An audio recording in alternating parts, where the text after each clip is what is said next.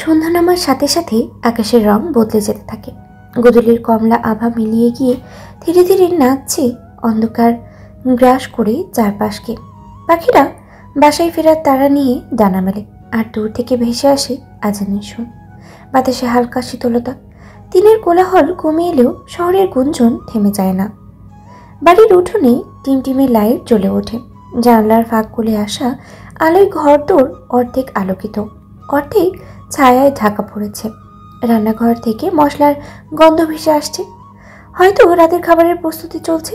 সন্ধ্যার এই ক্ষণে সবকিছু যেন এক অন্য মাত্রার প্রশান্তি আর রহস্য মাখা হয়ে উঠেছে।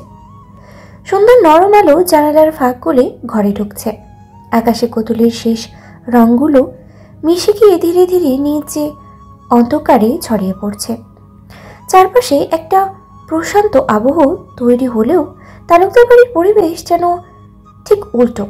লিভিং রুম থেকে ভেসে আসা চেঁচামেচির শব্দে ইচ্ছে ধীরে ধীরে চোখ মেলে। ঘর অন্ধকারাচ্ছন্ন, পাশে ঈশিতা গভীর ঘুমে মগ্ন। ইচ্ছে বিরক্ত হয়ে পাশে হাত বাড়িয়ে ঈশিতাকে ধাক্কা দেয়। ইসি উঠ, শুনছিস? নিচে কিছু একটা হচ্ছে।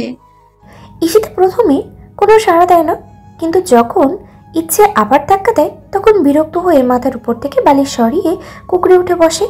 আদৌ ঘুম চোখে সে ফিসফিস করে, কি হলো? কি হয়েছে? নিচে কিসের এত শব্দ? ইচ্ছে কপালে ভাঁজ ফেলায় শোনার চেষ্টা করে। লিভিং রুম থেকে হৈমন্তী, রোকসানা আর ইনায়েত তালুকদারের কণ্ঠস্বর স্পষ্ট শোনা যাচ্ছে। তাদের গলার বিরক্তি, রাগ আর উত্তেজনার মিশ্রণ স্পষ্ট। রোকসানা খানিকটা উচ্চস্বরে কিছু একটা বললেন, সাথে সাথে হৈমন্তীর কণ্ঠস্বরও উঁচু হয়ে উঠল। ইনায়েত তালুকদার গম্ভীর গলায় কিছু একটা বললেন, যারা পরিস্থিতি সামলানোরই চেষ্টা করছেন। ইচ্ছে আর দেরি না করে দ্রুত বিছানা ছেড়ে উঠে দাঁড়ায়। ঈশিতা এবার পুরোপুরি জেগে উঠে যায়। ঘুম চোখ থেকে উধাও। নিচে গিয়ে দেখা দরকার। ঈশিতা ফিসফিস করে বলে। ইচ্ছে মাথা নাড়ায়, মনে একরাশ কৌতূহল। তালুকদার বাড়িতে এমন উচ্চস্বরে কথা কাটাকাটি সচরাচর হয় না। আজ কি এমন ঘটেছে যে সবাই এত উত্তেজিত? পায়ের নিচে মেঝের শীতলতা অনুভব করতে করতে দুই বোন দরজার কাছে এগিয়ে আসে।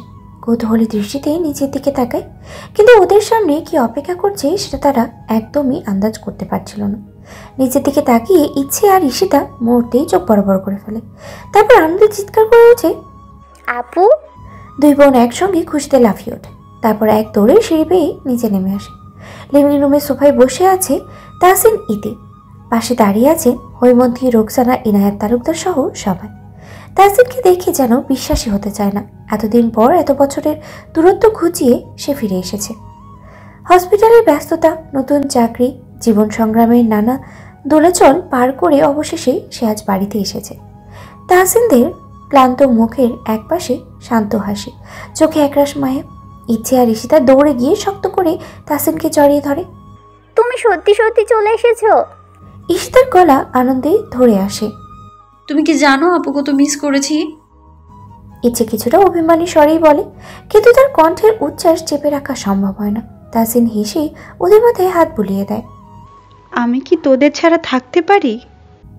এতদিনের অপেক্ষা, অভিমান, না পাওয়ার সব যেন মুহূর্তেই গলে যায়। হৈমন্তী একপাশ থেকে বলে উঠলেন, আহা, এবার অন্তত খেতে বসো সবাই। এত চেঁচামেচি হচ্ছে অথচ কেউ খেয়াল করছে না মেয়েটা দীর্ঘ সফর শেষ এসেছে। তাহসিন ঢাকা মেডিকেল কলেজে চান্স পাওয়ার পর থেকেই হোস্টেলে থাকতো। পড়াশোনার ব্যস্ততার মাঝে মাঝে মধ্যে বাড়িতে এলেও তা খুব অল্প সময়ের জন্য। পরীক্ষার চাপ, ক্লাস, প্র্যাকটিক্যালস সব মিলিয়ে বাড়িতে থাকার সুযোগই হতো না। তবে এবার পরিস্থিতি ভিন্ন। ডাক্তারি পড়া শেষ করে সদ্য চাকরিতে যোগ দিয়েছে, আর তার নতুন কর্মস্থল এখন বাড়ির কাছে। তাই অনেকদিন পর সে ফিরে এসেছে তালুকদার বাড়িতে। একদিনে কাজের চাপ, অন্যদিকে আবার পরিবারকে সময় দেওয়া, সব মিলিয়ে এক নতুন অধ্যায় শুরু হতে যাচ্ছে তাহসিনের জীবনে। তাহসিনের জীবনের এই নতুন অধ্যায় শুধু চাকরির নয়, এক অদৃশ্য শূন্যতা যেন তাকে গ্রাস করে রেখেছে। ভালোবাসার স্বপ্ন দেখাতে আসে, হৃদয়ের সবটুকু উজাড় করে ভালোবেসেছিল, অথচ শেষমেশ শুধু প্রত্যাখ্যানেই জুটেছে কপালে। সময়ের সাথে সবকিছু ভুলে যাওয়ার কথা, কিন্তু কিছু ক্ষত সহজেই মুছে যায় না। এই মুহূর্তের কোনো ব্যাখ্যা চাইছে না দুঃখের হিসেব মেলাতে। শুধু পরিবারের ভালোবাসার উষ্ণতারই দরকার তার, যেখানে সে নিজের ভেঙে পড়া অস্তিত্বটা আবার জোড়া লাগাতে পারবে। তালুকদার বাড়ির চেনা পরিবেশ, আপনজনদের স্নেহ, সব মিলিয়ে সে বুঝতে পারছে হয়তো এখন তার সবচেয়ে বেশি প্রয়োজন পরিবারকে।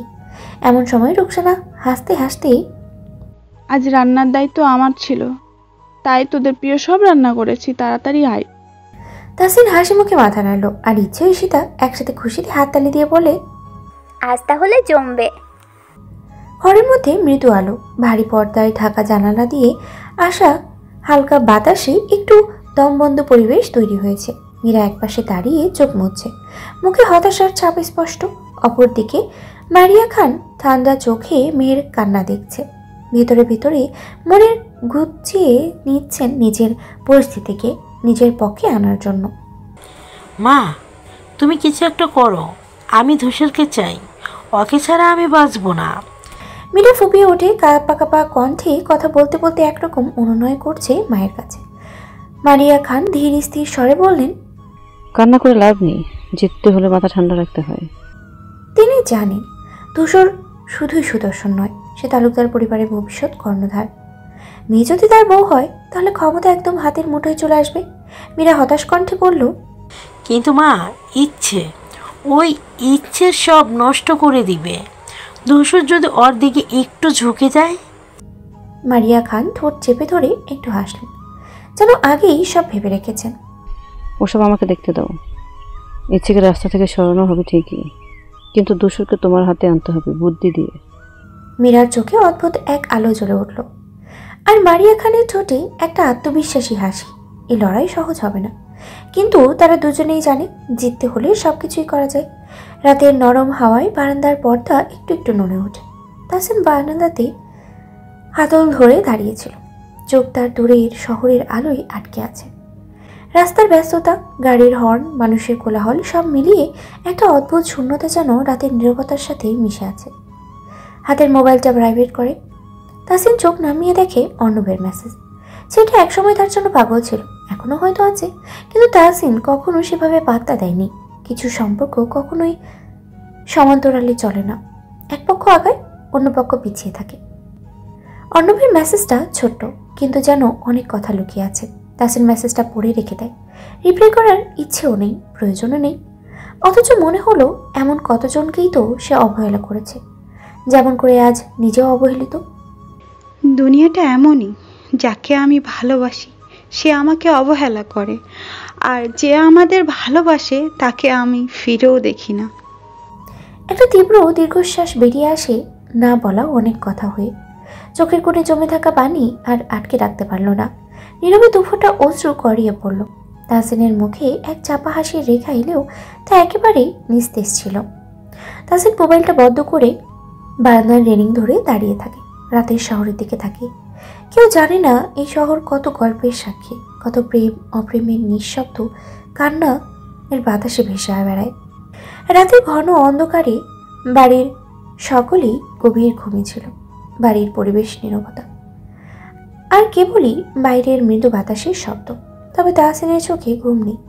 সে এক এক করে স্মৃতিগুলোর মধ্যে হারিয়ে যায়। মনে পড়ে সেই পুরনো দিনের কথা, যখন রাফি তার পাশে ছিল। জুনিয়র দেখে শুরু থেকেই সাহায্য করত, তবে এখন একই স্কুল, কলেজ, মেডিকেল সব কিছুতেই তাহসিন ফলো করতো পাগলের মতো।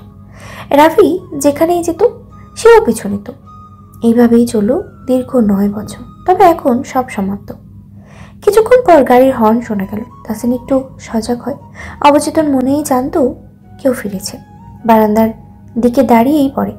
গাড়িটা ধীরে ধীরে এসে পার্ক করার জায়গায় থামলো এবং পেছন থেকে বের হলো ধূসর। বছরখানেক আগে সেই ছেলেটা যে ছিল একটু হ্যাংলা পাতলা গড়নের, আজ তার দেহ গড়ন পুরোপুরি বদলে গেছে। ধূসর এখন এক শাশ্বত পুরুষ, স্মার্ট, রূপ ও ব্যক্তিত্বে পরিপূর্ণ। তাহসিনের চোখ জুড়ে গেল, তাতে যেন অতীত বর্তমানের এক মেলবন্ধন ছিল। এতদিন পর যখন সে নিজের চোখে ভাইকে দেখেছে, তখন বুঝতে পারলো সময় কতটা পরিবর্তন ঘটিয়েছে। লিভিং রুমে হালকা শেডের আলো যেন পুরো বাড়ির নিস্তব্ধতাটাকে আরো স্পষ্ট করে তোলে। এই সময়ের মধ্যে সমস্ত সদস্যই গভীর ঘুমে চলে যাইছে। ধূসর গাড়ি থেকে বের হয়ে তার কোট এবং মানিব্যাগ নিয়ে বাড়ির দিকে পা বাড়ায়। সোডিয়ামের হলুদ আলোতে তার মার্সিডিজ বেঞ্চ কারটি চকচক করে ওঠে। ধূসর সিঁড়ি বেয়ে উপরে উঠতে শুরু করে। তার চলাফেরা যেন একেবারে শান্ত, কিন্তু তার মনের মধ্যে অজানা কিছু ভাবনা কিলবিল করছে। ধূসরের চিন্তা ও অনুভূতিগুলোর মধ্যে ভারী কিছু চাপা পড়ে আছে। ধূসর সিঁড়ি বেয়ে ধীর পায়ে উপরে উঠছে। ক্লান্তিতে শরীর যেন আর চলতেই চাইছে না। সারাদিনের কর্মব্যস্ততা, পথের যানজট আর অফিসের চাপ তার শরীর থেকে সমস্ত শক্তি শুষে নিয়েছে। নীল শার্টটা ঘামে ভিজে পিঠের সাথে লেপটেও গেছে, কলার কাছেও ভেজা দাগ। হাত গুটিয়ে রাখলেও তাতেও কিছুটা ভিজে গেছে। কাঁধের কাছে শার্টের কাপড়টা যেন চিপে ধরলেই ঘাম গড়িয়ে পড়বে। ধূসর নিজের ঘরের সামনে এসে পৌঁছানোর আগেই সে টের পায় যে কেউ তার সামনে দাঁড়িয়ে আছে। তাসিন, তার বোন, দরজা খুলে দাঁড়িয়ে। ধূসর কিছু বলার আগেই তাসিন তার চিন্তা জানিয়ে দেয়। ফ্রেশ হয়ে খাবার নিয়ে ওনার ঘরে যান, উনি এখনো কিছুই খায়নি। তাসিনের কণ্ঠে এমন একটা আদেশ ছিল যা ধূসরকে থামিয়ে দেয়। সে কিছু না বলে মুচকি হেসে মাথা ঝুঁকিয়ে ঘরে ঢুকে যায়। এক হাতে মানিব্যাগ আর কোট ধরে সে নিজের রুমের দিকে এগিয়ে যায়। দরজা ঠেলে ঢুকে কোটটা চেয়ারের উপরে ছুঁড়ে ফেলে দিয়ে তারপর হাত দিয়ে চুল এলোমেলো করে আয়নার সামনে দাঁড়ায়। মুখটা ক্লান্তিতে ম্লান হয়ে গেছে, চোখে নিচে হালকা কালি পড়েছে। সে একবার শার্টের কলার ধরে টান মেরে কিছুটা ঢিলা করে নেয়, যেন একটু স্বস্তি পায়। তারপর বোতাম খুলতে খুলতে ওয়াশরুমের দিকে এগিয়ে যায়। শীতল পানির স্পর্শে এক গাদা ক্লান্তি ধুয়ে যেতে থাকে, কিন্তু মাথার মধ্যে জমে থাকা হাজারটা চিন্তা ধুয়ে যাচ্ছে কি। কিছুক্ষণ পর ধূসর ফ্রেশ হয়ে ট্রাউজার ও টি শার্ট পরে রান্নাঘরে চলে আসে। ফ্রিজ থেকে খাবার বের করে গরম করে নেয়। তারপর সিঁড়ি বেয়ে ইচ্ছের ঘরের দিকে রওনা দেয়। দরজায় এসে নক করে, কিন্তু ভেতর থেকে কোনো সাড়া শব্দ না পেয়ে সে ধীরে ধীরে দরজা ঠেলে ভেতরে ঢুকে পড়ে। বাড়িতে নীরবতা বিরাজ করছে। এক কোনায় পড়ার টেবিলে ইচ্ছে ঘুমিয়ে আছে। তার মাথা টেবিলের উপরে রাখা বইয়ের মাঝে ঠাঁই নিয়েছে, আর হাতে একটা কলম ফেলে রাখা। মনে হয় লেখার মধ্যেই সে নিজের ক্লান্তির কারণে ঘুমিয়ে পড়েছে। ধূসর চুপচাপ তার দিকে এগিয়ে যায়। তার মুখে একটা মৃদু হাসি ফুটে ওঠে। ধূসর মৃদু হাসি দিয়ে খুব ধীরে ধীরে ইচ্ছের হাত থেকে কলমটা তুলে নেয়, যেন কোনো রকম শব্দ না হয়। তারপর সে ইচ্ছের পাশে দাঁড়িয়ে একটু সময় কাটায়, চোখে চোখ রাখে, যেন তার মধ্যে কিছু অনুভূতি ছিল যা সে বুঝতে চাইছে। বিভিন্ন চিন্তা একে একে ধূসরকে ঘিরে ফেলেছে, তবে সে কোনো কিছু প্রকাশ করে না। শুধু ইচ্ছের শান্ত চেহারার দিকে তাকিয়ে থাকে কিছুক্ষণের জন্য। তার মনে হয় যেন সব কিছু একসাথে থেমে গেছে। কিছু একটা সে অনুভব করেছে যা এই মুহূর্তকে বলা সম্ভব না। কিছুক্ষণ বাদে ইচ্ছেকে আস্তে আস্তে ধূসর ডাকতে থাকে। ইচ্ছে, ওঠো, খাবার ঠান্ডা হয়ে যাচ্ছে। ধূসরের কণ্ঠে কোনো ধরনের তাগিদ ছিল না, তবে ইচ্ছে যেন তার ডাক শুনে একটু ধীরে ধীরেই উঠে বসে। তার চোখের কোণে ঘুমের লেশ, চুল এলোমেলো, মুখে মৃদু এক ধরনের অলস ভাব। এমন সময় নিজের ঘরে ধূসরকে দেখে ইচ্ছে অবাক হয়। কিছুক্ষণ তাকিয়ে থাকে, চোখে একটা অস্বস্তি ছিল, যেন কোনো কিছু বুঝতে পারছে না। ধূসর তার দিকে তাকিয়ে রেগে না গিয়ে বরং একটু কোমলভাবেই বলে, দ্রুত ফ্রেশ হয়ে আসো, এখানে থাকতে হবে না, খাবার খেতে হবে। ইচ্ছে ধীরে ধীরে মাথা নিচু করে ওঠে এবং ধূসরকে অবাক করে এক মৃদু হাসি দেয়। ধূসর বসে খাবার হাতে, তবে ইচ্ছে বুঝতে পারে না তার এই অভিব্যক্তির মধ্যে কি ছিল। ইচ্ছে ফ্রেশ হয়ে ঘর থেকে বের হয়। মুখের উপরে তখনও পানির কয়েকটা ফোঁটা চিকচিক করছে। টাওয়াল দিয়ে হাত মুখ মুছতে মুছতে সে ধীর পায়ে এগিয়ে আসে। ধূসর তখন টেবিলে এক পাশে বসে গ্লাসে পানি ঢালছিল, কিন্তু ইচ্ছে বের হতেই তার হাত থমকে যায়। নরম হালকা ভেজা চুল কাজ ছুঁয়ে আছে, আর ফোলা ফোলা মুখটা যেন ক্লান্তির ছাপ বহন করছে।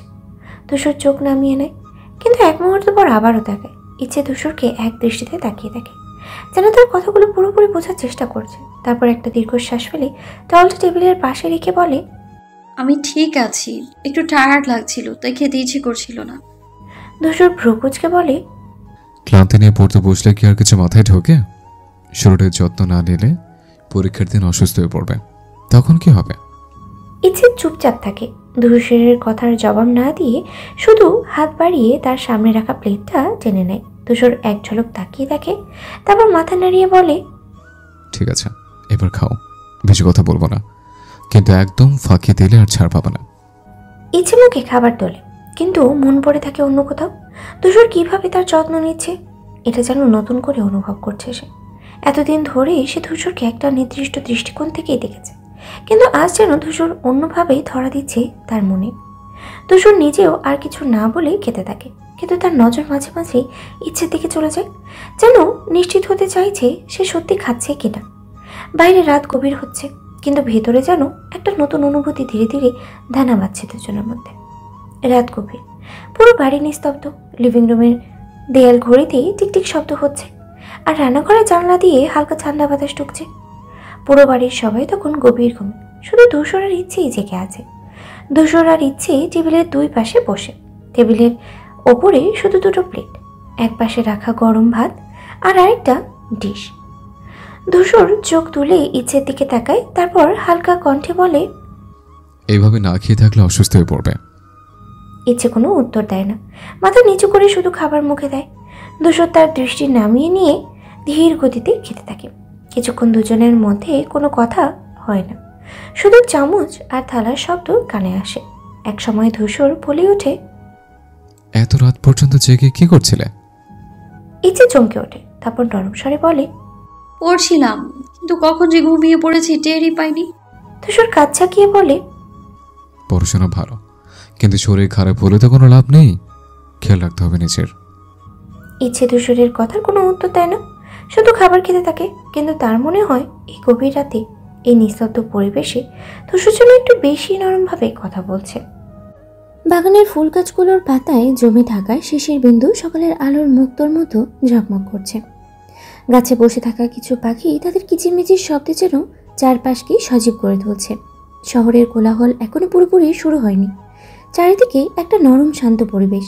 এই নরম স্নিগ্ধ সকালের আলো ঘুমন্ত শহরকে ধীরে ধীরে জাগিয়ে তুলছে।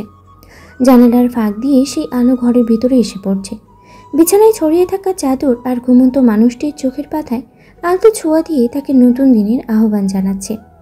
সকালের মিষ্টি আলো জানলা দিয়ে ভিতরে প্রবেশ করছে। বাড়ির আঙিনায় রোদের সোনালি আভা ছড়িয়ে পড়েছে। ডাইনিং টেবিলে আজ একটু বেশি আয়োজন করা হয়েছে। গরম পরোটা, ডাল, ডিম ভাজি, হালকা সবজি, গরুর মাংসের ভুনা, সব মিলিয়ে একেবারে জম্পেশ নাস্তার আয়োজন।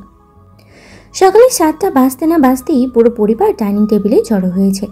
সাধারণত এমনটা খুব কমই হয়, তবে আজ একটু ব্যতিক্রম, কারণ হুমায়রা বিবি, মীরা ও মারিয়া আজ রাজশাহীর উদ্দেশ্যে রওনা দেবে। হুমায়ুন খান নিতে এসেছে। তারা তালুকদার বাড়ি থেকে নিজের বাড়িতে ফিরছে। মীরা ও মারিয়া মন খারাপ করে বসে আছে, বিশেষ করে মীরা। ধূসরকে ছেড়ে যেতে তার মন চাইছে না, কিন্তু যেতে তো হবেই। মারিয়া খান এক দৃষ্টিতে কিছু একটা ভেবেই চলেছে, তার মুখে অদ্ভুত এক রহস্যময় অভিব্যক্তি। হুমায়রা বিবি ধীর স্থির ভঙ্গিতে খাবার নিচ্ছেন, মাঝে মাঝে বাড়ির অন্যদের সাথে কথা বলছেন। টেবিলের পরিবেশে খানিকটা নীরবতা, সবাই খাচ্ছে, কিন্তু মনে হচ্ছে কারো না কারো কিছু বলার আছে, যা গলায় আটকে গেছে। দূরের রাস্তাগুলো এখনো কুয়াশায় ঢাকা। সকালে ঠান্ডা বাতাস জানালা দিয়ে এসে নরম ছোঁয়া দিচ্ছে। তালুকদার বাড়ির এই সকালের ব্যস্ততা অন্য দিনের চেয়ে যেন একটুই বেশি। সকালটা যেন আজ একটু ব্যস্ততাময়। ডাইনিং টেবিলে জমজমাট আয়োজন হলেও চারপাশে একটা বিদায়ের আবহ লেগে আছে। ইনায়েত তালুকদার, রফিক তালুকদার ও হুমায়ুন খান নিজেদের মধ্যেই কথা বলছে আজকে রওনা দেওয়া নিয়ে। রাজশাহীর পথে যাওয়ার সব কিছু ঠিকঠাক আছে কিনা, সময় মতো গাড়ি আসবে তো, এইসব নিয়ে তাদের আলোচনা চলছে। ওদিকে রোকসানা আর হৈমন্তী রান্নাঘর ও ডাইনিং টেবিলের মধ্যে ছোটাছুটি করছে, খাবার ঠিকঠাক পরিবেশন করতে ব্যস্ত। ধূসর লিভিং রুমের সোফায় নিশ্চুপ হয়ে বসে আছে, তার দৃষ্টি জানালার বাইরে কোথাও স্থির হয়ে আছে, যেন সে এই বিদায়ের ব্যাপারটা থেকে নিজেকে দূরে রাখতে চায়। ডাইনিং টেবিলের এক কোণে বসেছিল ইচ্ছে ও ঈশিতা, নাস্তা করছে তারা, তবে খাওয়ার থেকে গল্পে বেশি মগ্ন। হুমায়রা বিবির পাশে বসে ইচ্ছে গল্পের পর গল্প বলেই যাচ্ছে, ঈশিতাও মাঝে মাঝে যোগ দিচ্ছে। হুমায়রা বিবি মৃদু হেসে ইচ্ছের মাথায় হাত বুলিয়ে দেয়। মেয়েটা সবার থেকে যেন একটু বেশি অন্যরকম। গাড়ির ইঞ্জিন চালু হয়ে গর্জে ওঠে, বিদায়ের আবহাওয়াটা যেন পুরো বাড়িতেই ছড়িয়ে পড়ে। ঘড়ির কাঁটা তখন 7:45 ছুঁই ছুঁই। হুমায়রা বিবি ধীর পায়ে ধূসরের কাছে আসে।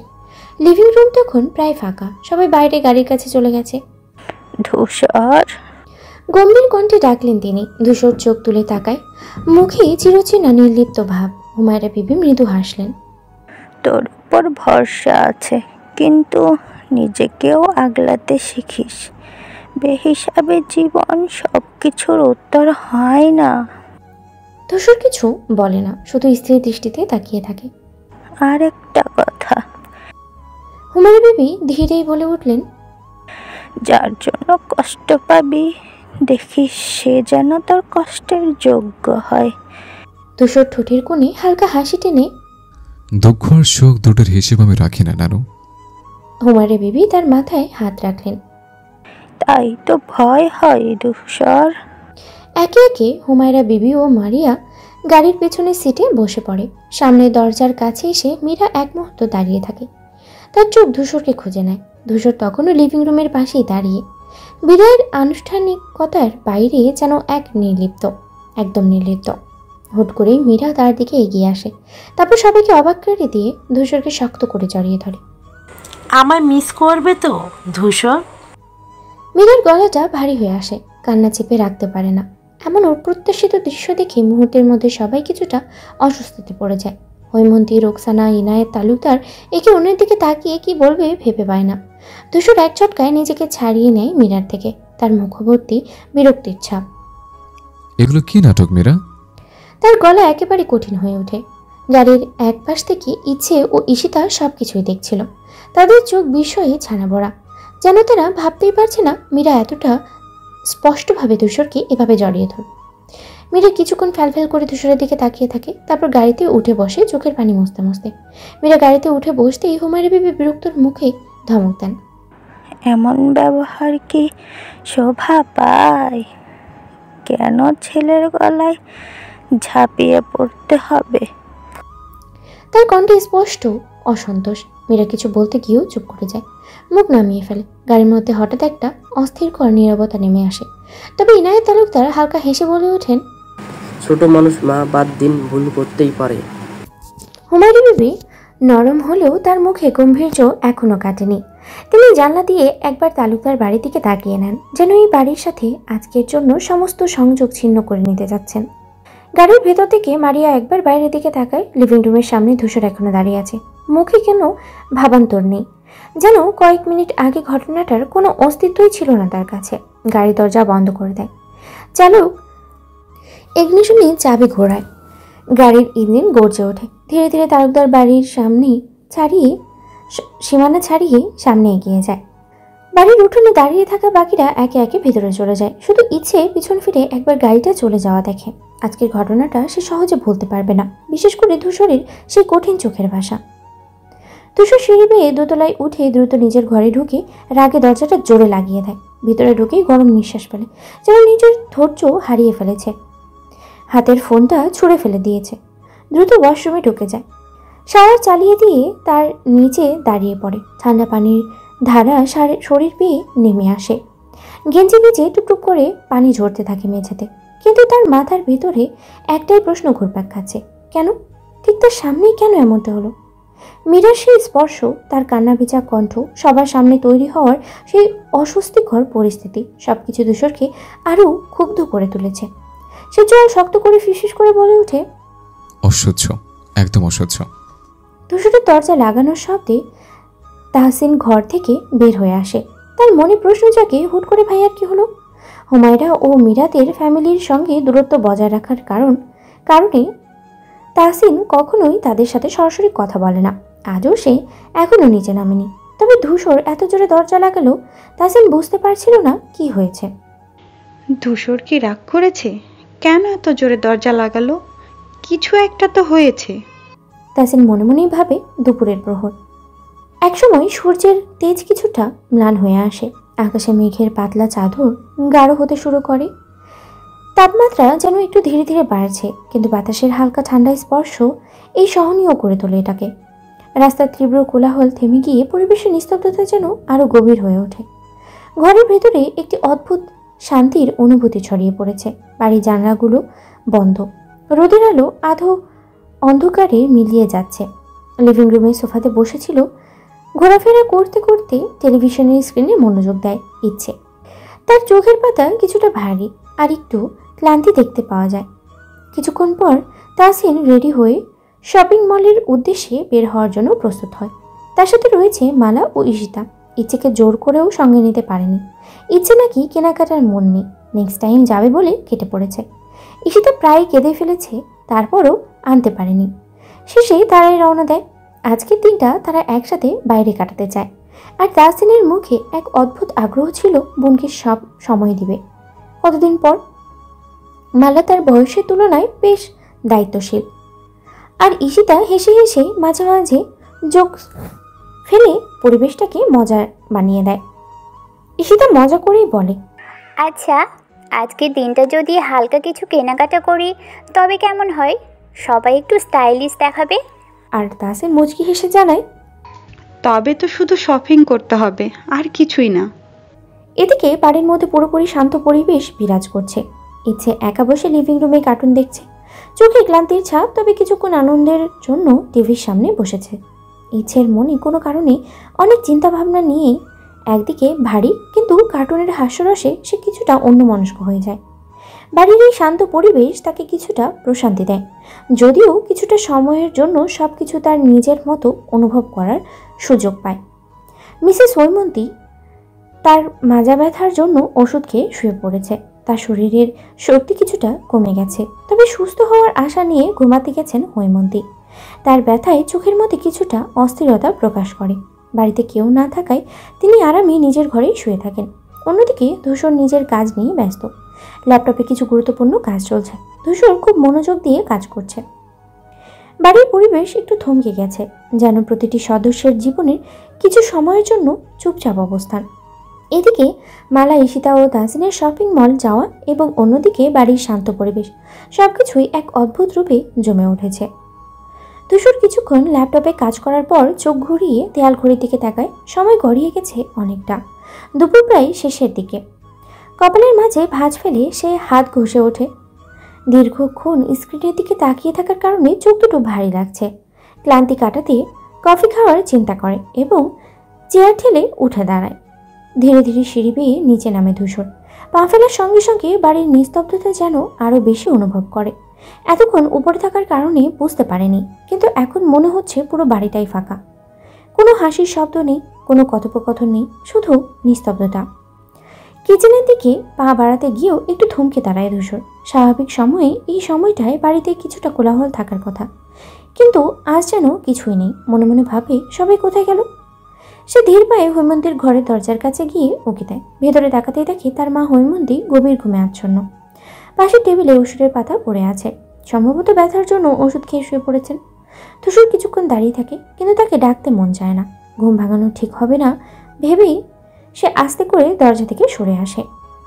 পুনরায় লিভিং রুমের দিকে এগিয়ে যায় ধূসর। এবার তার চোখ পড়ে ইচ্ছের দিকে। মেয়েটা সোফায় আয়েশ করে বসে টিভিতে কার্টুন দেখছে। তার ছোট্ট মুখে গম্ভীর মনোযোগ, যেন এই মুহূর্তে তার পৃথিবী স্ক্রিনের মাঝেই বন্দি। ধূসর খানিকক্ষণ দাঁড়িয়ে চুপচাপ দেখে। ধূসর কিছুক্ষণ দাঁড়িয়ে ইচ্ছেকে লক্ষ্য করে, তারপর গলায় এক ধরনের কোমল অথচ দৃঢ় স্বর এনে বলে, এক কাপ কফি হবে? ইচ্ছে হুট করে ধূসরের গম্ভীর কণ্ঠ শুনে কিছুটা বিভ্রান্ত হয়। তার চোখের পলক কাঁপে, যেন এতক্ষণ টিভির জগতে হারিয়েছিল আর বাস্তবতার ধাক্কায় হঠাৎই ফিরে এলো। ধূসরকে এইভাবে অনুরোধ করতে দেখে সে অভ্যস্ত নয়, তাই কিছু বলার আগেই কেবল চুপচাপ তার দিকে তাকিয়ে থাকে। ধূসর মেয়েটার এমন প্রতিক্রিয়া দেখে শান্ত নিঃশ্বাস ফেলে, তারপর মাথা ঝাঁকিয়ে যেন বোঝাতে চায়, আর কিছু না, স্রেফ কফি চাই। তার এই স্বাভাবিক ভঙ্গিতে ইচ্ছে যেন নিজেও একটু স্বস্তির নিঃশ্বাস ফেলে। কিছু না বলেই সে টিভি অন রেখেই উঠে দাঁড়ায়। ধীর পায়ে রান্নাঘরের দিকে এগিয়ে যায়। ধূসর এবার মৃদু মুচকি হাসে। ইচ্ছের এমন চুপচাপ সাড়া দেওয়া তাকে খানিকটা মজাই দেয়। ইচ্ছে রান্নাঘরে ঢুকে কফির জন্য কেটলি চুলায় বসায়। হাতের মধ্যে মগের হালকা শীতল স্পর্শ অনুভব করে। অন্যদিকে ধূসর লিভিং রুমের সোফায় বসে চোখ রাখে টিভির স্ক্রিনে, যেখানে এখনও কার্টুন চলছে, অথচ তার মনটা পড়ে আছে রান্নাঘরের দিকে। কফির জন্য নাকি অন্য কোনো কারণে, সে নিজেও সেটা জানে না। ধূসর ধীরে ধীরে উঠে দাঁড়ায়, যেন কোনো অজানা টানে তাকে রান্নাঘরের দিকে টেনে নিয়ে যাচ্ছে। সে শব্দহীন পায়ে এগিয়ে গিয়ে রান্নাঘরের দরজার কাছে দাঁড়ায়। ভিতরে ইচ্ছেকে ব্যস্ত দেখতে পায়। মেয়েটা দুই হাতে নিপুণতায় কফির কাপ এগিয়ে দিচ্ছে, গুছিয়ে নিচ্ছে, ছোট ছোট কাজগুলোকে তার গভীর মনোযোগ দিচ্ছে। ধূসর কিছু না বলেই চুপচাপ তাকিয়ে থাকে। তার দৃষ্টিতে এক ধরনের নরম মায়া খেলা করে, যেন সে এই মুহূর্তটাকে ধরে রাখতে চায়। ইচ্ছে ব্যস্ত থাকায় শুরুতে টের পায় না, কিন্তু একসময় কফির কাপ হাতে নিয়ে পিছন ফিরতেই তার দৃষ্টি ধূসরের চোখের সঙ্গে আটকে যায়। এক মুহূর্তের জন্য সময় যেন থমকে দাঁড়ায়। ইচ্ছের নিঃশ্বাসে গতি হারায়, বুকের ভেতর ধুকপুক শুরু হয়ে যায় অজানা উত্তেজনায়। ধূসরও তাকিয়ে থাকে, কিন্তু তার চোখে কোনো কঠিনতা নেই, বরং এক ধরনের নীরব অনুসন্ধান। ইচ্ছে কিছুটা লজ্জা পেয়ে চোখ নামিয়ে নেয়, তারপর কফির কাপ ধূসরের দিকে বাড়িয়ে দেয়। ধূসর চুপচাপ কাপটা নেয়, কোনো কথা না বলেই সিঁড়ির দিকে হাঁটা শুরু করে। অন্যদিকে ইচ্ছে হাতের তালু নিজের কাঁপুনি টের পায়। ধূসর চলে গেলেও তার উপস্থিতি যেন রান্নাঘরের বাতাসেই রয়ে যায়। সে এক মুহূর্ত দাঁড়িয়ে থাকে, তারপর ধীরে ধীরে ঠোঁট কামড়ে ধরে। এই অদ্ভুত অনুভূতিটা ঠিক কি সে নিজেও বুঝতে উঠতে পারছে না। খানিক বাদে ইচ্ছে রান্নাঘরের সব কিছু গুছিয়ে রাখে। কফির গন্ধ যেন এখনো বাতাসে লেগে আছে, তার মধ্যে কিছুটা অস্থিরতা কাজ করছে। ধূসরের স্নিগ্ধ দৃষ্টি আজ ইচ্ছের মনকে আরও অস্থিরতাতে ফেলে দিয়েছে। লিভিং রুমে ফিরে এসে টিভি বন্ধ করে দেয়, তারপর ধীর পায়ে সিঁড়ি বেয়ে উপরে ওঠার সিদ্ধান্ত নেয় ইচ্ছে। উদ্দেশ্য নিজ ঘর। সিঁড়ি বেয়ে উঠতে শুরু করে ইচ্ছে। প্রতিটা ধাপ যেন তার জন্য এক একটা চ্যালেঞ্জ। কেমন যেন অসহায়তায় ভুগছে সে। ঠিক তখনই ধূসর কোনো কারণে সিঁড়ি দিয়ে নিচে নামার উদ্দেশ্যে পা বাড়ায়। ধূসরকে হঠাৎ সামনে দেখে ইচ্ছে আরও বেশি নার্ভাস হয়ে পড়ে। ইচ্ছের খামখেয়ালিপনা যেন এখন আরও প্রকট হয়ে ওঠে। ধাপে পা রাখার সময় হঠাৎই পা ফসকে যায় ইচ্ছে। নিজেকে সামলাতে না পেরে একদম তলিয়ে যেতে থাকে। চোখে মুখে ভয়ের ছাপ স্পষ্ট। সেই মুহূর্তে ধূসর দ্রুত হাত বাড়িয়ে তাকে টেনে নেয়। ইচ্ছে ধূসরের শক্ত বাহুর মধ্যে নিজেকে আবিষ্কার করে। এক নিমিষেই ধূসরের উষ্ণ বুকের সঙ্গে লেগে যায় তার কোমল শরীর। ধূসরের বুকে ধুকধুক শব্দ স্পষ্ট শুনতে পায়, যেন তার নিজের হৃদয়ও সেই তালে তালে বেজে উঠছে। ধূসর ইচ্ছেকে ধরে সামলে নেয়, তার শক্ত হাতের মৃদু চাপ নিজে ইচ্ছেকে আশ্রয় দেয়। ইচ্ছের মুখে লজ্জার রং ছড়িয়ে পড়ে। চোখের পলক না ফেলে সে ধূসরের চোখের দিকে তাকিয়ে থাকে। এক মুহূর্তে যেন সময় থমকে গেছে। শুধু তাদের দুজনের নিঃশ্বাসের শব্দ চারপাশে প্রতিধ্বনিত হয়। ধূসর আস্তে করে ইচ্ছেকে ছেড়ে দেয়, তার চোখে কিছুটা উদ্বেগ এবং মমতার ছাপ। সাবধান ওঠা উচিত ছিল বলে সে নিচে নামতে থাকে, কিন্তু তার মুখের কোণে এক মৃদু হাসি খেলতে থাকে। ইচ্ছে দাঁড়িয়ে থাকে। ধূসরের স্পর্শের উষ্ণতা এখনও তার ত্বকে লেগে আছে। তার চোখের পলক কাঁপে, গাল লাল হয়ে ওঠে, আর তার মন যেন কেমন অজানার অনুভূতিতে আচ্ছন্ন হয়ে যায়। ইচ্ছে তাড়াতাড়ি নিজের ঘরে ঢুকে দরজা বন্ধ করে দেয়, যেন এক নিমিষেই নিরাপদ আশ্রয়ে ফিরে এসেছে। ইচ্ছের বুক ধুকপুক করছে, হাতের তালুতে ঘাম জমেছে। বিছানায় বসতে গিয়ে আবারও উঠে দাঁড়ায়, যেন কোথাও শান্তি পাচ্ছে না। ধীর পায়ে আয়নার সামনে গিয়ে দাঁড়ায়, নিজের প্রতিচ্ছবির দিকে তাকিয়ে থাকে কিছুক্ষণ। মুখটা লাল হয়ে আছে, চোখে এক ধরনের অদ্ভুত বিভ্রান্তি। ধূসরের উপস্থিতি, তার শক্ত বাহু, বুকের সেই পরিচিত উষ্ণতা, সবকিছু একসঙ্গে মাথায় ঘুরপাক খাচ্ছে। ইচ্ছে আয়নায় নিজের গাল ছুঁয়ে দেখে, গরম হয়ে আছে। মনে মনে নিজেকে প্রশ্ন করে, এমন লাগছে কেন? কেন ধূসর ভাইকে দেখলেই মন কেমন করে ওঠে? তারপর নিজের প্রতিচ্ছবির দিকে তাকিয়ে ফিসফিস করে বলে, তুই তো ধূসরকে অপছন্দ করিস, তাই না? তাহলে এসব কেমন অনুভূতি? কিন্তু উত্তর আসে না। শুধু আয়নার ভিতরের মেয়েটার দিকে তাকিয়ে থাকে, যেন সেই সব জানে, কিন্তু বলবে না। লিভিং রুমে মানুষের ভিড়ে সরগম পরিবেশ। আজ তাহসিনকে দেখতে এসেছে অ্যাপোলো মেডিকেলের সিইও, তার সহধর্মিণী এবং তাদের একমাত্র ছেলে অর্ণব। হৈমন্তী ও রুকসানা অতিথিদের আপ্যায়নে ব্যস্ত। ইনায়েত সাহেব সৌজন্য বিনিময় করছেন, আর রফিক তালুকদার পাশে বসে পরিস্থিতি পর্যবেক্ষণ করছেন। তাহসিন অতিথিদের সঙ্গে স্বাভাবিক ভঙ্গিতেই কথা বলছে, কিন্তু তার চোখে এক প্রকার নির্লিপ্ততা কাজ করছে। অর্ণব আত্মবিশ্বাসী হাসি দিয়ে সবাইকে পরখ করছে, মাঝে মাঝে তাহসিনের দিকে বিশেষ মনোযোগ দিচ্ছে। পুরো বাড়িকে এক ধরনের আনুষ্ঠানিক পরিবেশে তৈরি হয়েছে, যেন এই সাক্ষাৎ বিশেষ কোনো উদ্দেশ্য নিয়েই হচ্ছে। আকাশের রং ধীরে ধীরে বদলে গিয়ে কমলা আভায় পরিণত হয়েছে। পশ্চিম দিগন্তে সূর্য ঢলে পড়েছে, শেষ আলো ছড়িয়ে দিচ্ছে চারিদিকে। পাখিরা সারাদিনের ক্লান্তি শেষে বাসার দিকে ফিরছে, তাদের ডানার শব্দেই বাতাস কাঁপছে। বাড়ির উঠোনে মৃদু বাতাস বয়ে চলেছে, গাছের পাতাগুলো নরম দোলা খায়। দূরে মসজিদের মিনার থেকে ভেসে আসছে আজানের সুর, সন্ধ্যার আবেশ যেন আরও গাঢ় করে। লিভিং রুমের টেবিল ল্যাম্পের মৃদু আলো জ্বলছে। কেউ কেউ কাজ শেষ করে বিশ্রাম নিচ্ছে, আবার কেউ ব্যস্ত সন্ধ্যার নাস্তা তৈরিতে। বারান্দায় বসে কেউ হয়তো গরম চায়ের কাপে চুমুক দিচ্ছে, পাশে রাখা পুরনো কোনো বইয়ের পৃষ্ঠার সঙ্গে। নগরের রাস্তার লাইটগুলো একে একে জ্বলতে শুরু করে। গাড়ির হর্নের শব্দ কিছুটা কমে এসেছে দিনের তুলনায়। দোকানপাটের সামনে জটলা, আড্ডা, ফুচকার দোকানে মানুষের ভিড় বেড়েছে।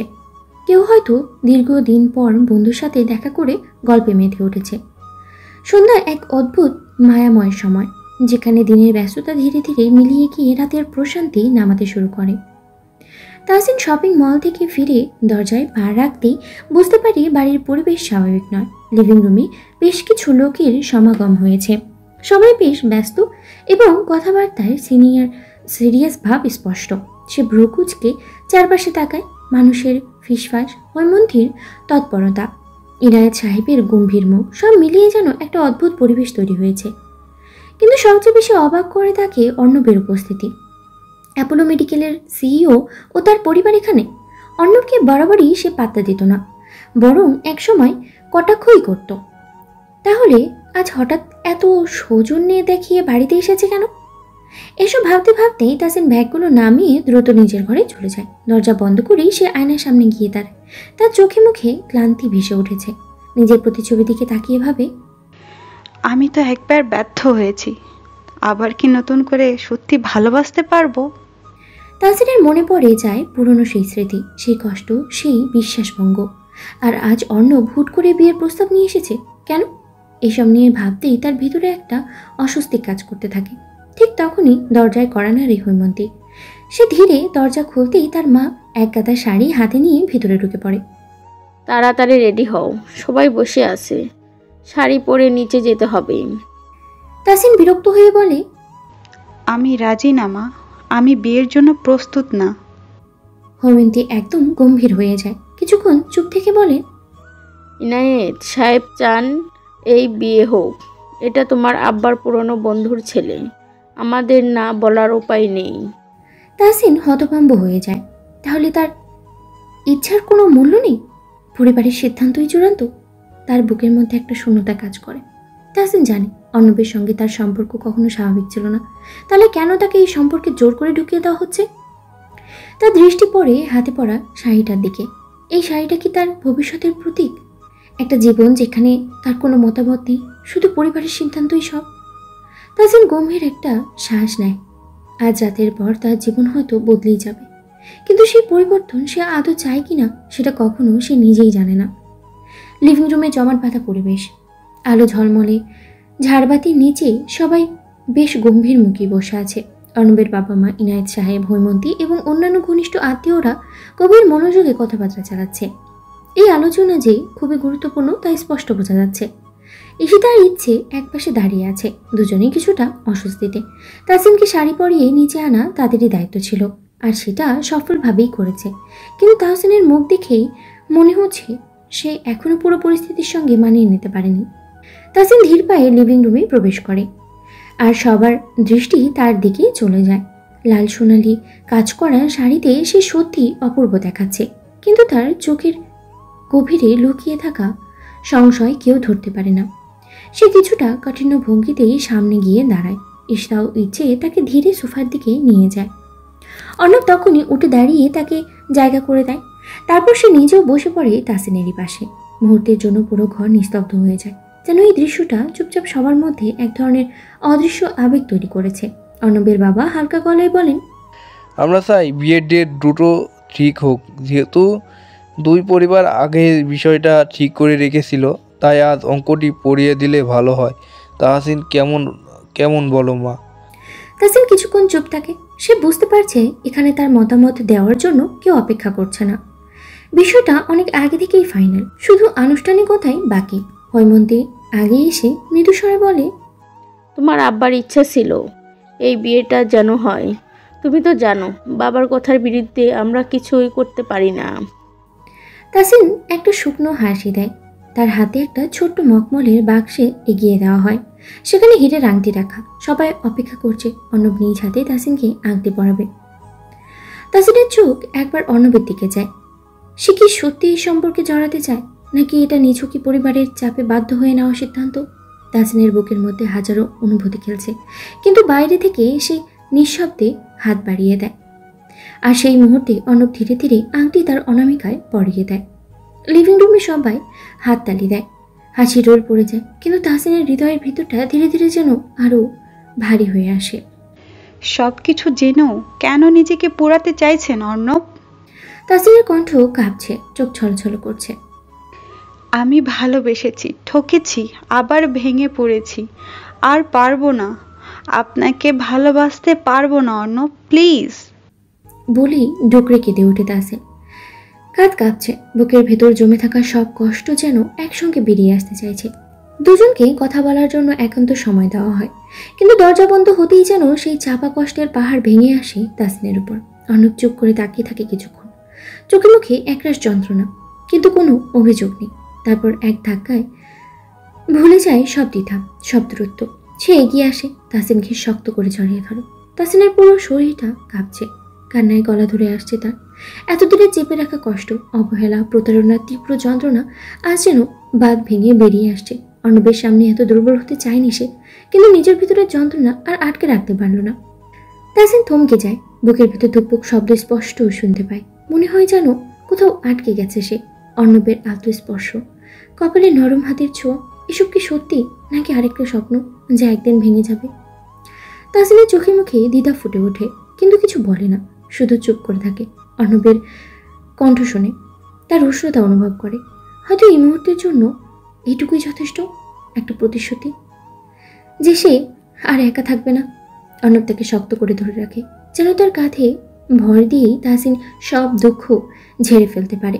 তার হাত আলতো করে তাহসিনের চুলে বুলিয়ে দিচ্ছে, যেন এই নরম স্পর্শে সব ব্যথা মুছে দিতে পারবে।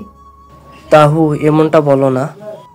অর্ণব ফিসফিস করে বলে, সে তোমার হওয়ার ছিল না, তাই অন্য কারো হয়েছে। কিন্তু তার মানে এই নয় যে তুমি একা। আমি আছি, আমি থাকবো। আমি তোমায় কখনো শূন্যতা অনুভব করতে দেব না, এ কথা দিলাম। তাহসিন চুপ করে থাকে। চুপ থেকে নিরবধি জল গড়িয়ে পড়ে। এই আশ্বাসের শব্দগুলো তার ভেতরে পৌঁছায়, কিন্তু বিশ্বাস করতে তার কষ্ট হয়। তার বিশ্বাস, তার ভালোবাসা একবার ভেঙে গেছে। কোনো কিছু কি সত্যি সেই শূন্যতাকে পূরণ করতে পারবে? অন্যর তা হাত ধরে রাখে শক্ত করে, যেন আর কখনো তাকে একা পড়তে দেবে না। তাহসিন ধীরে ধীরে কান্না থামায়, কিন্তু হৃদয়ের গভীরে থাকা দ্বিধা, ভয় আর অতীতের স্মৃতিগুলো এখনো তাকে ঘিরে রাখে। এই সম্পর্কের ভবিষ্যৎ কি তাহসিন জানে না, শুধু জানে আজ অর্ণব তাকে এক মুহূর্তের জন্য হলেও নিরাপদ অনুভব করিয়েছে, এবং হয়তো এটুকুই তার জন্য যথেষ্ট। বড়রা মিলে তাহসিন আর অর্ণবের বিয়ের ব্যাপারে কথা বলছে। ইনায়েত তালুকদার, হৈমন্তী আর অর্ণবের বাবা মা সবাই সিরিয়াস হয়ে পরিকল্পনা করছে। কে কখন আসবে, অনুষ্ঠান কোথায় হবে, কিভাবে আয়োজন করা হবে, এসব কথাই চলছে। কিন্তু এই আলোচনার মধ্যে অর্ণব বারবার তাহসিনের দিকে তাকাচ্ছে চুপি চুপি, যেন তার চোখে হাজার কথা আটকে আছে, কিন্তু বলতে পারছে না। তাহসিনও অস্বস্তি বোধ করছে। সে খাবারে মন দিতে চাইছে, কিন্তু বারবার অনুভব করছে অর্ণবের দৃষ্টি তার দিকেই। ঈশিতা এই পুরো দৃশ্যটা বেশ ভালোভাবেই বুঝতে পারে। তার মনে দুষ্টুমির ভাব জাগে। সে খোঁচা দিয়ে বলে, অর্ণব ভাই, আপুকে এতবার দেখছেন কেন? কি খুঁজছেন? তাহসিন লজ্জায় খাবারের প্লেটে চোখ নামিয়ে ফেলে, আর অর্ণব একটু অপ্রস্তুত হয়ে হেসে ফেলে। কিছু না, এমনি। ঈশিতা আবার আরো বেশি মজা পেয়ে যায়। ও এমনি, বুঝলাম বুঝলাম। সবাই হাসতে শুরু করে, কিন্তু তাহসিন বিরক্ত হয়ে বলে, ঈশিতা, একবার চুপ করবি?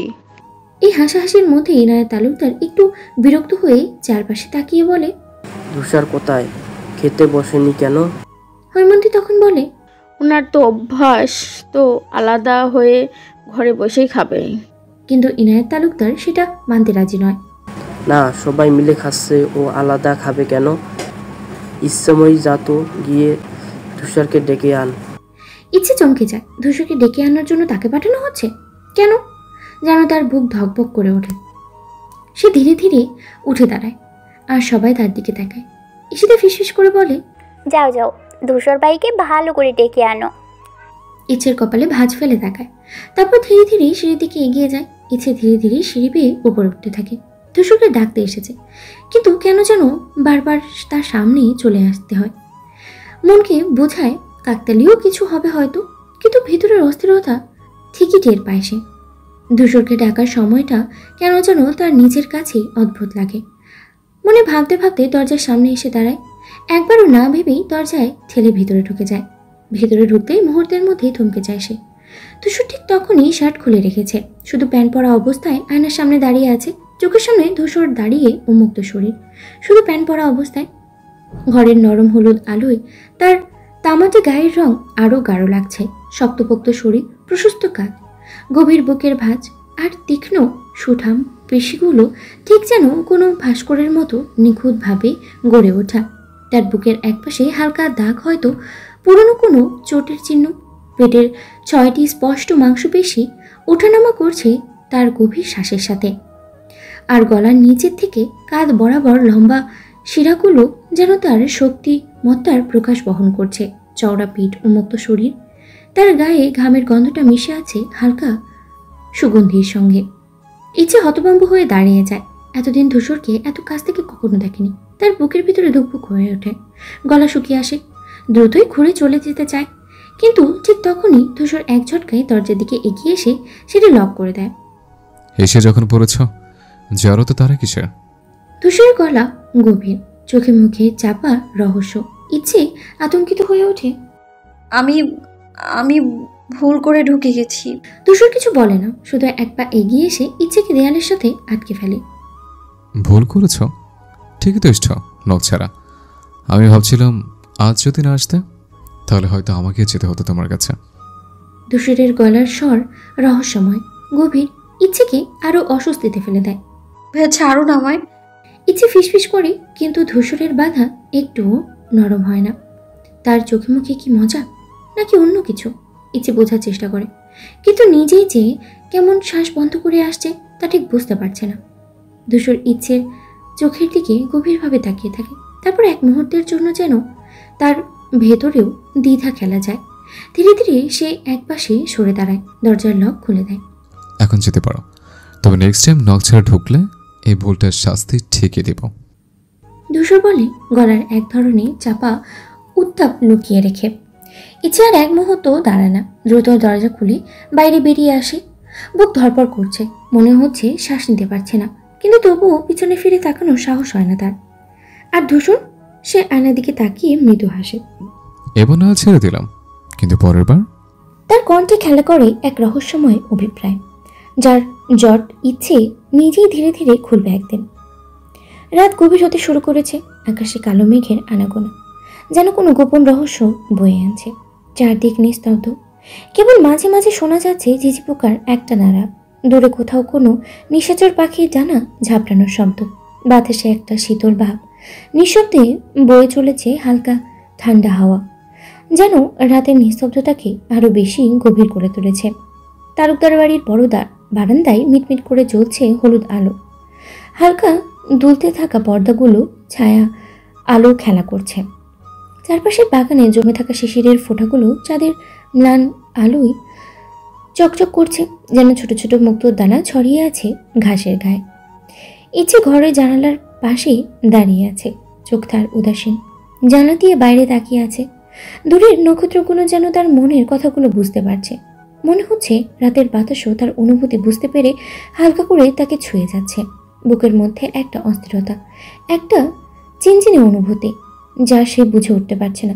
ইচ্ছে জানালার পাশেই বসেছিল, বইয়ের পাতায় চোখ থাকলেও মন ছিল দূরের আকাশে। সন্ধ্যার আকাশে লালচে আভা ছড়িয়ে পড়েছে, গাছের ফাঁক দিয়ে আসা বাতাসের পর্দা উঠছিল। ঠিক তখনই দরজা দুম করে খুলে যায়। ঈশিতা উচ্ছ্বাসে দৌড়ে এসে ইচ্ছেকে জড়িয়ে ধরে চিৎকার করে বলে, আমরা কক্সবাজার যাচ্ছি। ইচ্ছে এক মুহূর্তের জন্য কিছু বুঝতেই পারে না। ঈশিতা তখন উত্তেজনায় ওকে নড়িয়ে দিতে, তুই চুপ করে থাকবি না, খুশি হবি না? ভাব, আমরা একসঙ্গে কক্সবাজার যাচ্ছি। ইচ্ছে তখনও ঠিক বিশ্বাস করতে পারছিল না। এই তো এখনই অর্ণব ভাই প্ল্যান করেছে, তাহসিন আপু রাজি হয়েছে বিয়েতে, তাই সবাই মিলে একটা ছোট ট্রিপের প্ল্যান করেছে। তাহসিন আপু, আমি, তুই আর ধূসর ভাইও যাচ্ছে। ইচ্ছে এক মুহূর্তে কল্পনায় দেখতে পায় সমুদ্রের বিশাল ঢেউ, সোনালি বালুকানা বেলা, বিকালের লালচে আলোয় আকাশ আর জলের মিলন রেখা। সে কখনো কক্সবাজার যায়নি, সবসময় শুধু গল্পই শুনেছে, ছবিতে দেখেছে। কিন্তু বাড়ির বড়রা? ওরা যাচ্ছেন না, আমরাই যাচ্ছি। বড়রা তো আর আমাদের মতো ঘুরতে পছন্দ করেন না, আর বাবা মা নিজেরাই রাজি হয়ে গেছে। ঈশিতার চোখ আনন্দে চকচক করছে আর ইচ্ছে ধীরে ধীরে তার উত্তেজনায় গা ভাসিয়ে দিচ্ছে। সত্যি? তাহলে আমাদেরকে কি কি নিতে হবে? সেটা পরে দেখা যাবে, আগে আনন্দ কর। প্ল্যান ঠিক হয়ে গেছে, কয়েকদিনের মধ্যেই বের হব। তাদের কোলাহল শুনে পাশের ঘর থেকে ধূসর দরজার কাছে এসে দাঁড়ায়। ঠান্ডা চোখে ওদের দিকে তাকিয়ে বলে, এত চিৎকার কিসের?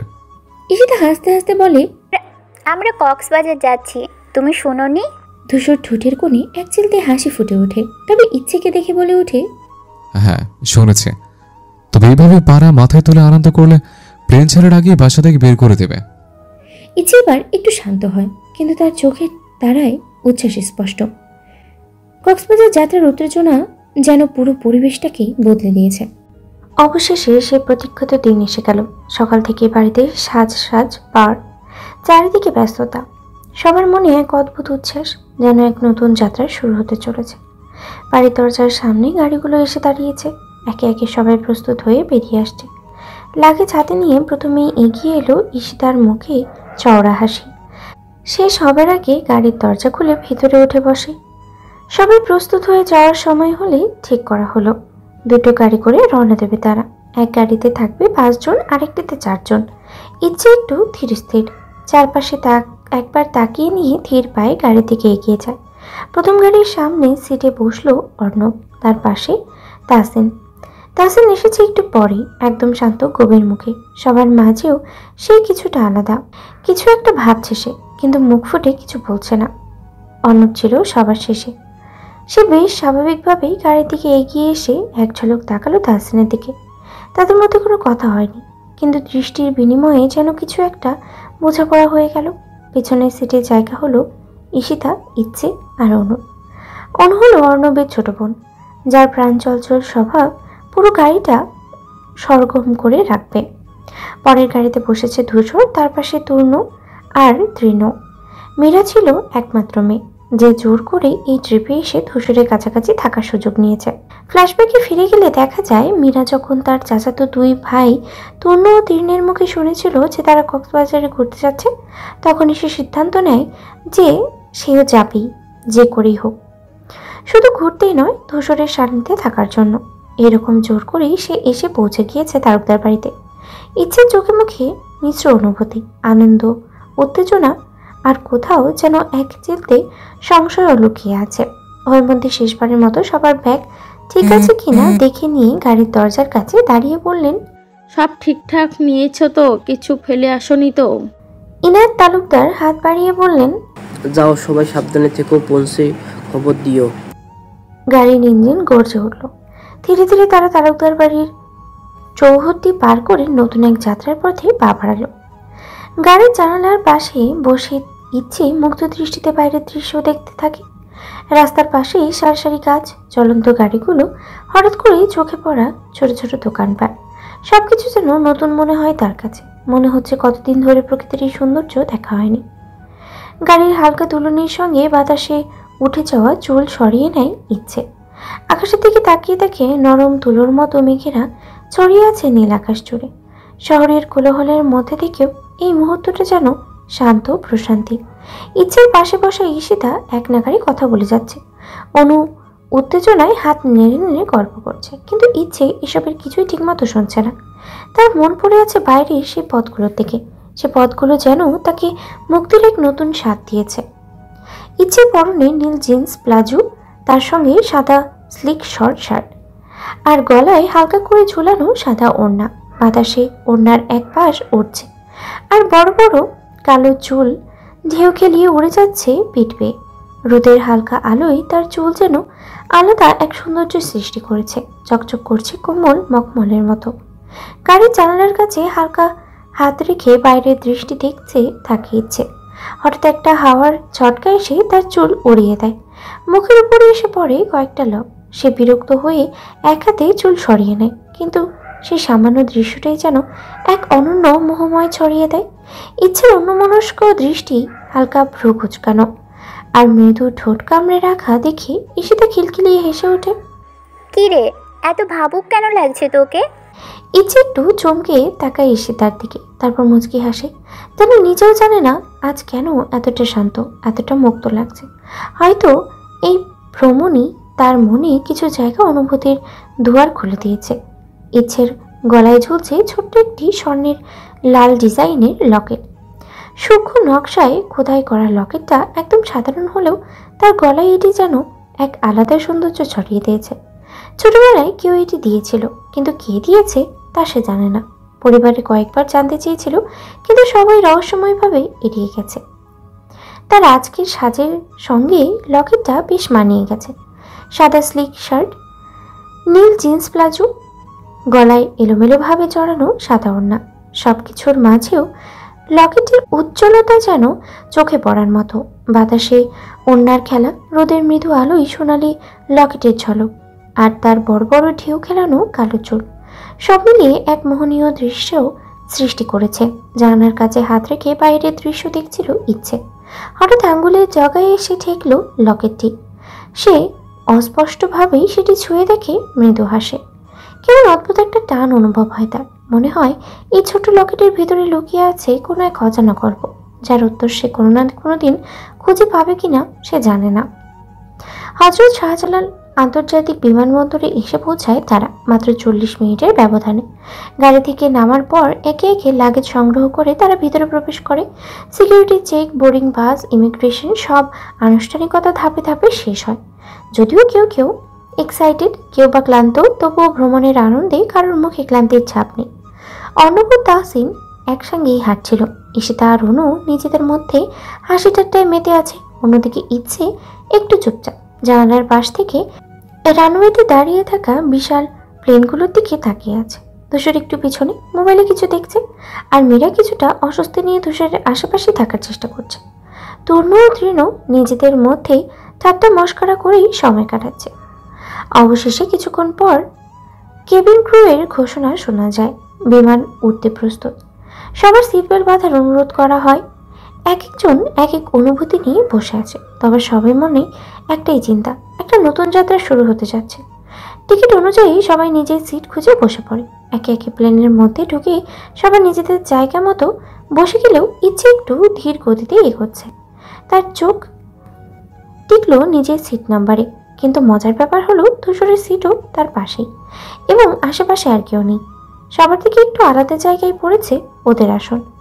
ইচ্ছে কিছুক্ষণ চুপ করে দাঁড়িয়ে থাকে, যেন বিশ্বাস করতে পারছে না এই কাকতালীয় ব্যাপারটা। ধূসর ইতিমধ্যেই তার সিটে বসে আছে, গায়ে এলিয়ে জানালার বাইরে তাকিয়ে আছে। ইচ্ছেকে দাঁড়িয়ে থাকতে দেখে ধূসর এক পাশ থেকে চোখ তুলে তাকায়, কিন্তু কিছু না বলে আবার চোখ ফিরিয়ে নেয়। ঈশিতা আর অনু একটু দূরে বসেছে, তারা নিজেদের মধ্যেই হাসাহাসি করছে। অর্ণব আর তাহসিন পাশাপাশি। মীরা কিছুটা অস্বস্তি নিয়ে ধূসরের দিকে তাকিয়ে আছে দূর থেকে, আর তরুণ তৃণ নিজেদের মধ্যেই গল্পে ব্যস্ত। ইচ্ছে এতক্ষণ দাঁড়িয়ে থাকলেও বসার জন্য এক পাও বাড়ায়নি। তার নার্ভাস লাগছে।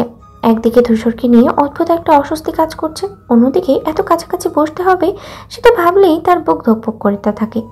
সে বুঝতে পারছে না ধূসরের এত গম্ভীর উপস্থিতি কেন যেন তাকে অস্থির করে তুলছে। প্লেন ছাড়ার সময় হয়ে আসছে। ক্রুরা এসে বারবার যাত্রীদের সিলবেল পাততে বলছে, কিন্তু ইচ্ছে তখনও দাঁড়িয়ে। ধূসর এবার বিরক্ত হয়ে বলে ওঠে, আর কতক্ষণ দাঁড়িয়ে থাকবে? সিটে বসো। ধূসরের গলার স্বর কিছুটা রুক্ষ, কঠোর আদেশের মতো। ইচ্ছে থপ করে বসে পড়ে উইন্ডো সিটে। যেন ধূসরের ধমকের চোটে সে আর ভাবার সময় পেল না। হাত দিয়ে ওড়নাটা শক্ত করে চেপে ধরে, যেন নিজেকে সান্ত্বনা দিচ্ছে। ধূসর ইচ্ছের পাশেই বসেছে, একদম নির্লিপ্ত ভঙ্গিতে সিট বেল্ট বাঁধছে।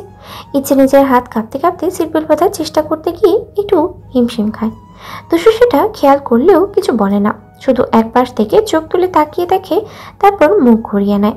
প্লেন টেক অফ করতে শুরু করলে ইচ্ছে চোখ বন্ধ করে ফেলে, তার হৃদস্পন্দন বেড়ে যায়। এটা তার প্রথম প্লেন যাত্রা নয়, কিন্তু আজকে যেন অন্যরকম একটা উত্তেজনা কাজ করছে। জানালার বাইরে তাকানোর সাহসও পাচ্ছে না সে। ধূসর তার পাশে থেকে লক্ষ্য করছিল। ইচ্ছে যে নার্ভাস সেটা বোঝাই যাচ্ছে। ধূসর একটু ঝুঁকে বলে, এই ভয় লাগছে নাকি? ইচ্ছে চমকে উঠে ধূসরের দিকে তাকায়, যেন সে বুঝতেই পারেনি ধূসর কথা বলবে। চোখ বড় বড় করে বলে, না, আমি আমি ঠিক আছি। ধূসর ঠোঁটের কোণে একটুখানি হাসি দেয়, তবে সেটা যেন ঠোঁটের মাঝেই হারিয়ে যায়। ঠিক আছে, ভয় পেলে বলো।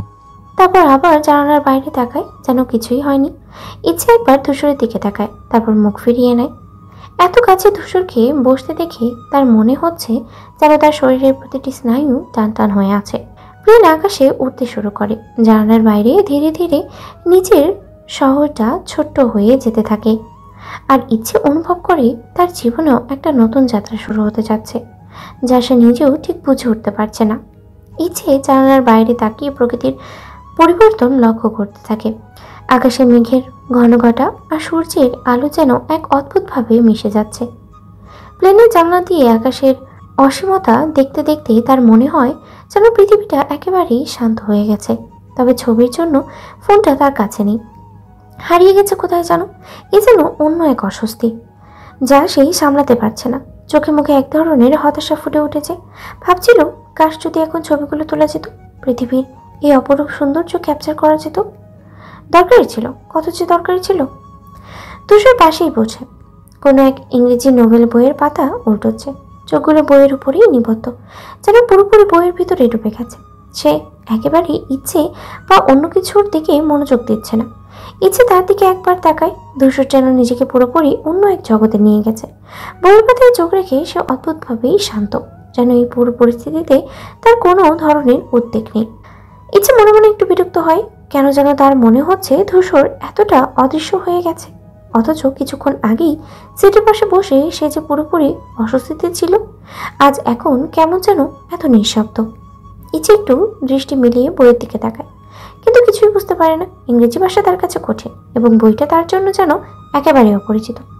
এমন বই হয় পৃথিবীতে ভাবতেই শিউরে ওঠে, মুখ ফিরিয়ে নেয় যেন ভূত দেখে ফেলেছে। পুরো যাত্রাপথে অনু আর ঈশিতা গল্পে মত্ত, একে অপরের সঙ্গে হাসতে হাসতে সময় কাটাচ্ছে। কিন্তু তাদের আনন্দের মাঝে এক কোণে বসে আছে মীরা, যার চোখ বারবার ধূসরের দিকে চলে যাচ্ছে। যদিও ধূসরের সিটটা তাদের সিটের থেকে অনেক দূরে, মীরার চোখ যেন বারবার তার দিকে আকর্ষিত হচ্ছে। মীরা অস্থিরভাবে তাকায়, কিন্তু কোনোভাবেই ধূসরকে দেখতে পাচ্ছে না। তার মধ্যে এক অস্বস্তি, এক ধরনের আশঙ্কা জন্ম নিচ্ছে, যদিও সে কিছুটা বিভ্রান্ত। ঠিক কী কারণে ধূসর তাকে এতটা উদ্বেগগ্রস্ত করছে। অন্যদিকে তাহসিন আর অর্ণব একে অপরের পাশেই বসে। অর্ণব তাহসিনের এক হাত ধরে চুপচাপ শান্তভাবে তার পাশে বসে আছে, যেন তাহসিনকে একটু স্বাভাবিক করতে চায়। কণ্ঠে কোনো কথাই নেই, কিন্তু তার উপস্থিতি আর নীরবতা যেন তাহসিনের জন্য এক ধরনের শান্তি এনে দিচ্ছে। তাহসিন কিছুটা চিন্তিত, কিছুটা অস্থির, কিন্তু অর্ণবের স্নিগ্ধ এবং অনুভূতির উপস্থিতি তাকে একটু শান্ত দেয়, যেন সে জানে তার পাশে কেউ আছে যে তাকে বোঝে। প্লেন টেক অফের 30 মিনিট না হতেই ইচ্ছের ধীরে ধীরে চোখের পাতা ভারী হতে শুরু করে। প্লেনের সিটে বসে থাকার সময় তার ঘুম চলে আসে আর অবচেতনভাবে ধূসরের কাঁধের দিকে ঝুঁকে পড়ে। ধূসর এক পলক তাকিয়ে দেখে ইচ্ছে অনেকটাই ঝুমুতে ঝুমুতে তার কাঁধে হেলিয়ে পড়ে। ধূসর কিছুটা মুচকি হেসে আস্তে করে তার মাথা ভালোভাবে কাঁধে ঠেকিয়ে দেয়, যেন ইচ্ছে আরও আরাম পায়। প্লেনের ভিতরের হালকা আলো, শান্ত পরিবেশ আর ইচ্ছের ঘুমন্ত মুখ দেখে তার মনে এক অদ্ভুত প্রশান্তি আসে। প্রায় 1 ঘন্টা পর কক্সবাজার বিমানবন্দর এসে পৌঁছায় তারা। বিমান থেকে বের হয়ে সবাই গাড়িতে উঠে হোটেল রুমের উদ্দেশ্যে রওনা দেয়। গাড়ির ভিতরে সবাই কথা বলতে থাকে, হেসে খেলে নিজেদের মধ্যে আনন্দ ভাগাভাগি করছে। কিন্তু ইচ্ছে কিছুটা অস্থির, তার মধ্যে এক অদ্ভুত অনুভূতি কাজ করছে। ধূসরের পাশে বসে থাকাটা তাকে একটা অজানা অস্বস্তিতে ফেলেছে। কিছুক্ষণ আগের ঘটনা, যত সময় এগোচ্ছে ইচ্ছে অনুভব করছে তার চোখে কিছুটা ঘুম আসছে, যদিও সে যতই চেষ্টা করুক না কেন ঘুম আটকে রাখতে পারছে না। ধীরে ধীরে তার চোখের পাতা ভারী হয়ে আসে, মাথা হেলে পড়ে এবং তার শরীর স্বাভাবিকভাবেই ধূসরের কাঁধে ঠেকে যায়। ইচ্ছে অবলীলায় বুঝতে পারে না, কিন্তু তার সত্তা জানিয়ে দেয় যে সে অনেকটাই ঘুমাতে চাইছে। তবে ধূসর যে পুরো সময়টাই একরকম শান্ত ছিল, ইচ্ছের মাথাটা রাখতে দেয় তার কাঁধে। ধূসর ইচ্ছের অস্বস্তি বুঝতে পেরে তার শরীর একটু সামান্য পিছিয়ে নেয়, যাতে সে ঘুম থেকে জেগে গেলেও লজ্জা না পায়। কিন্তু এক সময় ইচ্ছে ঘুম থেকে জেগে ওঠে, চোখ খুলে সে দেখে ধূসরের শান্তভাবে বসে আছে। ইচ্ছে নিজের শরীরের অবস্থান বুঝতে পারে, গলা শুকিয়ে আসে। ইচ্ছে তাড়াতাড়ি মাথা সরিয়ে নেয়, যেন কিছুই ঘটেনি। ইচ্ছের হৃৎপিণ্ড দ্রুত ঠকঠক করে উঠতে থাকে আর মুখটা লাল হয়ে ওঠে লজ্জায়। ইচ্ছে একবারও ধূসরের দিকে তাকাতে সাহস পায় না, সে কেবল নিচের দিকে তাকিয়ে থাকে, মনে মনে ভাবতে থাকে, আমি কেন এমনটা করলাম। ধূসর ইচ্ছের অস্বস্তি বুঝতে পেরে কিছু না বলে চুপচাপ বসে থাকে। তার চোখে কোনো চাপ নেই, কোনো রকমের আক্ষেপও নেই। গাড়ির ভিতরে নীরবতা বিরাজ করে। ইচ্ছে নিজের অস্বস্তিতে আরও কিছুটা হারিয়ে যায়, তবে তার দিকে ধূসরের চোখে দৃষ্টি পড়ে না। একে অপরের চুপচাপ থাকা আর কিছু না বলার মধ্যে একটা অদ্ভুত বোঝাপড়া তৈরি হয়, যেন ধূসর জানে ইচ্ছে কিছুই বলতে চায় না। গাড়ি হোটেলের দিকে এগিয়ে চলে, কিন্তু ইচ্ছে আর ধূসর দুজনে একে অপরের পাশেই বসে থাকলেও তাদের মধ্যে কোনো কথা নেই, শুধু তীব্র অনুভূতি, কিছু অব্যক্ত কথা আর একে অপরকে বোঝার চেষ্টায় মাঝেই রয়ে যায়।